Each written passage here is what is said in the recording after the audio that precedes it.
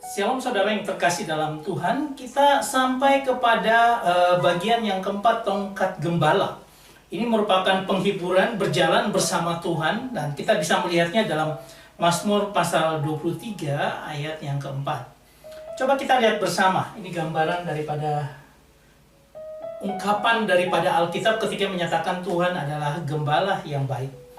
Ayat keempat berkata, sekalipun aku berjalan dalam lembah kekelaman, aku tidak takut bahaya, sebab engkau besertaku, gadamu dan tongkatmu, itulah yang menghibur aku. Jadi tongkat di sini berfungsi sebagai penghiburan. Kata tongkat ini dari kata Ibrani yang disebut dengan yenahamuni. Dalam akar katanya adalah nakam, ya.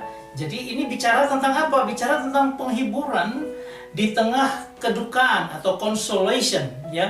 Jadi ketika kita merasa ada pergumulan yang luar biasa, kehilangan orang, nah di sini ada penghiburan. Dan kedua, bicara tentang penyesalan atau perubahan pikiran, ya. Kalau misalnya dikatakan Tuhan menyesal menggunakan kata nakam ini, bukan berarti Tuhan gagal dalam rencananya, tapi Tuhan grief, Tuhan menarik nafas yang panjang.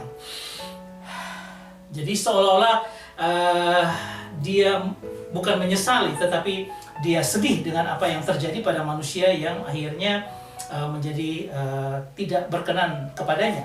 Kemudian ada belas kasihan dan iba. Ini adalah compassion. Dan terakhir adalah tentang kelegaan atau istirahat, ya. Seperti kita dari segala sesuatu perjuangan kita, kemudian ada sebuah rest, ada sebuah istirahat bagi kita. Nah, kalau kita lihat dari gramatikal, kata menghibur ini artinya apa?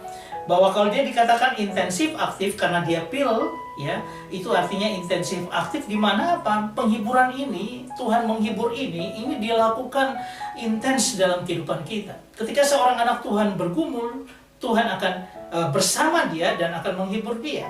Dan bukan hanya itu, tetapi ini dilakukan secara imperfect, artinya tidak selesai dan terus-menerus itu terjadi dalam kehidupan kita.